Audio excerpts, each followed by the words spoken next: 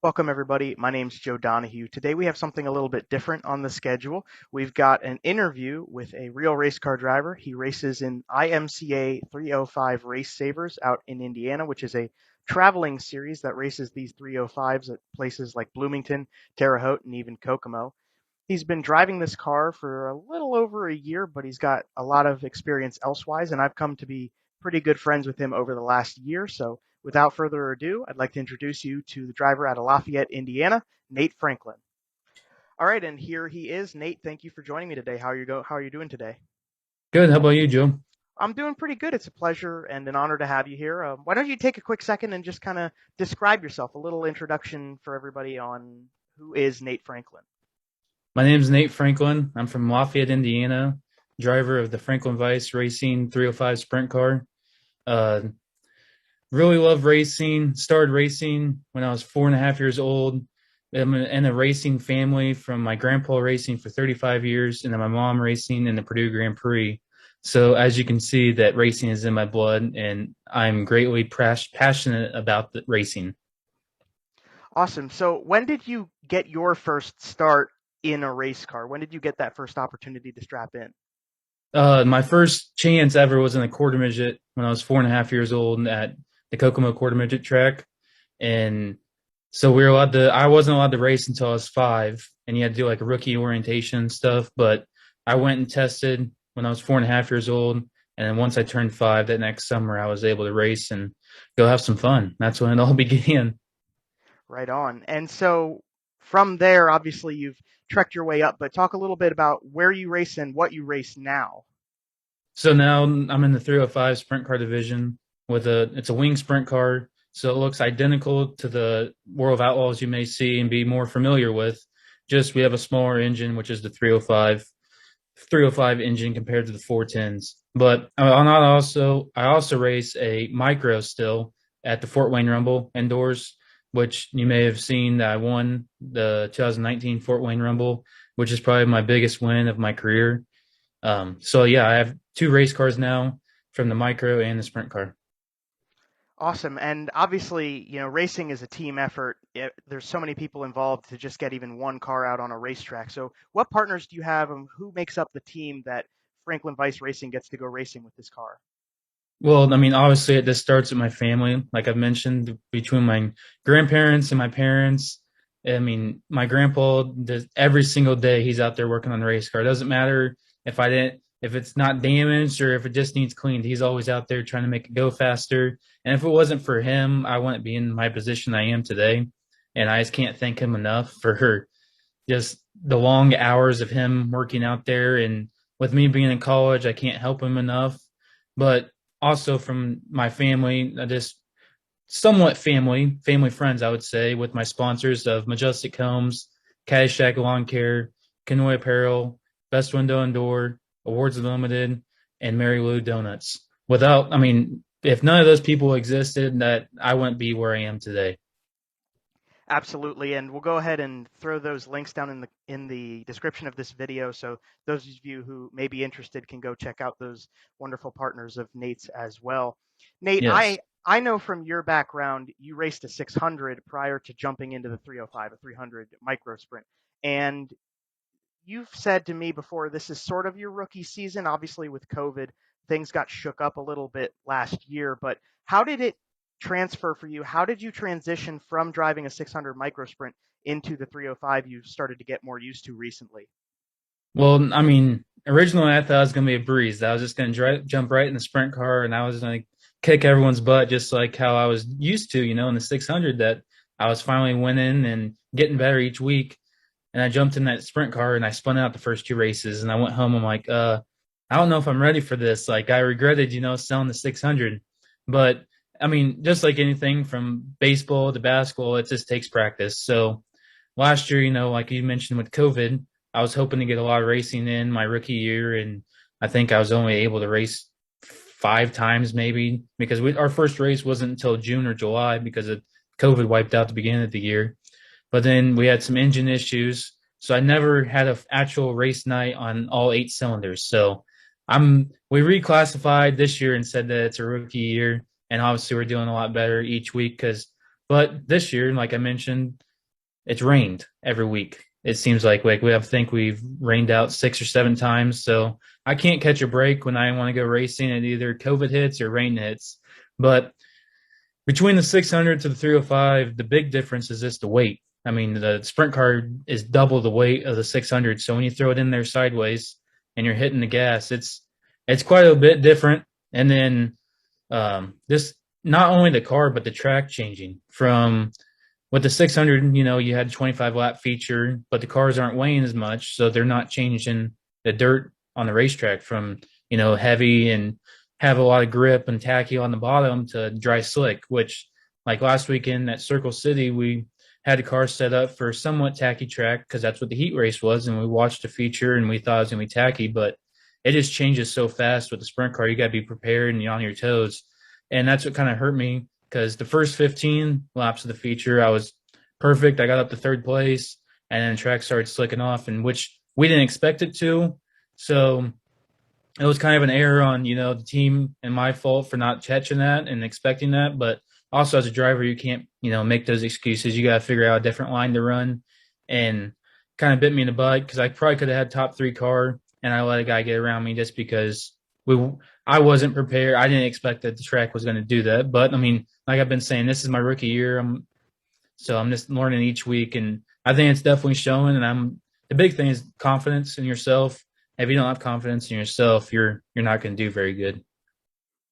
Absolutely, I agree with that 100%. I mean, that's just a life lesson, not even just for Yeah. racing, but so you talk about this adversity that you have to overcome and learning and knowing what to do with your car. What do you think is maybe something that you need to improve on or that you look to improve on throughout the year of 2021? Obviously, this confidence is very important to you, but what are some other things that you're trying to get out of this rookie season that you're now attending with this 305? I mean, the big thing is seeing different tracks. With the micro, I only ran um, Circus City up in Peru, Indiana. And with the 305, I'm running different tracks each week from different sizes to different banking. They all have their different features, like one track may be heavy all the time, one track may be dry slick. So I want to become more, able to run all these different tracks, not just stick on one track and be good at every track. I want to be, multiple racetracks. I want to be able to compete and get top fives and able to contend for wins. But the goal for this year was a top five. That was like my main goal. I want to get a top five, which I already did that last week. So now it's like, now we're looking to win. And I didn't expect it to be this soon, but we just keep finding little things that are making me go better, go faster each week. Like, and also a goal was, to practice the heat to the feature, be consistent. That's another thing I need to improve on is being consistent. From we may be really bad in practice and then we'll be really good in the heat and then be really bad in the feature, or vice versa. It can be. But at Circle City, we actually had 3 good sessions on the track. So I don't know if it's just confidence with myself, which I think it is because I've been able to run a little bit more here recently, and or we're just nailing the setup finally. It's just there's so many factors when it comes to sprint car racing. When you got the track, driver, there's just multiple things, and the humidity in the air. There's just way too many things that you all need them all to line up perfect if you're going to win. Absolutely. And I want to go back to that point that you mentioned about racing these different tracks. Obviously, I'm from Pennsylvania. We have our weekly shows around here more often than not. But you go out to Indiana, and like you've mentioned with the 305 races you're attending this year, you're going to tracks all over the state. I mean, from Bloomington to Terre Haute, Circle City, Kokomo. I mean, there's all very different racetracks. So Yes. how does that challenge present itself to you? How do you overcome the difficulty you might find in these racetracks, and how do you learn at all of these places at the same time? You're experiencing a lot of new all at once, and it changes so drastically week to week. How do you keep up with that, and how do you take that and learn from it and use it in the future? Well, I mean, I think they're all racetracks. So there's stuff you can learn each and every week. I mean, for instance, I'm still getting used to running the top for a feature. Like it's more comfortable running the bottom lane, but most of the time the top cushion is the faster lane. So by all those different tracks, doesn't matter that you're still going to run the top most likely. So all those you can factor in. I mean, they're all going to run pretty much the same. And then also each track will might turn in dry slick. So there's notes that you can go off of for every single track. It doesn't really matter about the banking and stuff. I mean, it factors, but not as much. Like there may be something that you found at Putmanville or Lincoln Park, which and then take it to Bloomington, and it might work for you. Like for instance, my car was really, really pushing bad coming out of Putmanville. The first couple weeks we've rained there, and next thing you know, we're like, hey, let's try some more stagger or something, and we'll see if that works. And then the next thing you know, I get sixth the next time we're at Putmanville. So then we try more stagger at Bloomington, and hey, it worked. And then we went to Circle City, and it worked us again. So I mean, the all three you can with all the different tracks, you can learn stuff, like I said, and apply it to the other track to see if that'll help you. Absolutely. And so obviously you're taking that, you're going to learn from it, you're going to go further up in the order. And you kind of already mentioned this, but what other goals on top of getting a top five and maybe even breaking a win, what other goals do you have that are about your race car that maybe aren't even limited to results, but just what are your goals for the remainder of 2021? Well, I mean, a lifetime goal is I want to go out there and prove myself. I want people in the stands to, hey, remember that number 87? Yeah, he did pretty good. And I want to be able to have my name as someone who races other people clean. I don't want to be the guy that is known for running over people and taking people out on the first lap. Like, that's not me. I'm going to run people clean. I'm going to pass them clean. If they beat me, I'm going to go tell them good job. Because, I mean, I think if you do that, then people will respect you back on the racetrack. So for anyone that's just getting into racing, I think raise people how you want to be raised. Because, if you're going to run on my tires and hit me a couple of times, I'm going to do the same thing back to you. So don't, this worry about running your race. Don't worry about everyone else's race. And when you're running the line, stick to it. Don't run the bottom and then next thing you know, jump right up to the top in the middle of the corner. Just run your line, run your race, and everything will happen good for you. Absolutely. That's some great advice right there for anybody else who might be interested in trying to pursue the same dreams that we all have, really. I mean, racing fans are pretty diehard, so that's definitely valuable to a lot of people right there. Nate, I want to ask you, looking forward into your future, even surpassing 2021, where do you hope to take yourself in racing and what's your kind of end point? How are you going to incorporate racing into the rest of your life and what sort of plans do you have to try to keep racing as part of who you are? And as we age, obviously, how are you going to keep up with your passion for motorsports? Well, I mean, obviously, my main dream is to land a 410 sprint car ride or just some professional ride in racing, but all of us aren't lucky enough to do that due to money and this. Seeing the right people at the right time and meeting the right people at the right time. But I'm at college at IUPUI, and I'm a junior this year studying motorsports engineering. So hopefully I can take that into working for an IndyCar team or working for a company, that designs race car parts or just once I graduate, I want to be involved in racing. And then if I, some reason, end up being done racing because I don't have time, I can hopefully still go and help some of my friends or meet new people and help them or help their kids. I just want to teach people about racing. Like that's what one thing I love is like me and you could probably sit here for until midnight talking about racing or even longer just because how passionate I know I am and I know but from just talking with you recently is just how passionate we are about racing. I just want to be able to teach other kids about racing. Hmm. That's absolutely important. And yeah, there's a lot of really passionate people in motorsports, but it's a lot of credit to you for being willing to step into that leadership role and try to help other people get involved and learn about motorsports. What sort of other advice and lessons do you think are important for people? What really makes you passionate about helping other people in motorsports and to even somebody who's not necessarily involved or knows much about motorsports, but just to educate them too?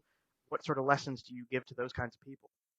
Well, I mean, a big lesson, like I've mentioned earlier in the interview, is just don't give up. It's not going to come easy to you. And there may be times that you drive all the way home mad at yourself for making a mistake. Like, there's always another race. Like, don't forget about that bad race. Go on to the new race. Like, that's what I've gotten over by maturing and getting older is, hey, there's gonna be another race. Hey, I'll get it next time. Like a quick story at the Fort Wayne Rumble, coming to the checkered flag, I was running fourth, I think. I spun out and turned four, and I thought to myself, man, I'm terrible. That's so embarrassing. Like I was down in the dumps, and then couple or last 2019, I win the Fort Wayne Rumble. Like, hey, something good happened to me. Like I knew I could do it.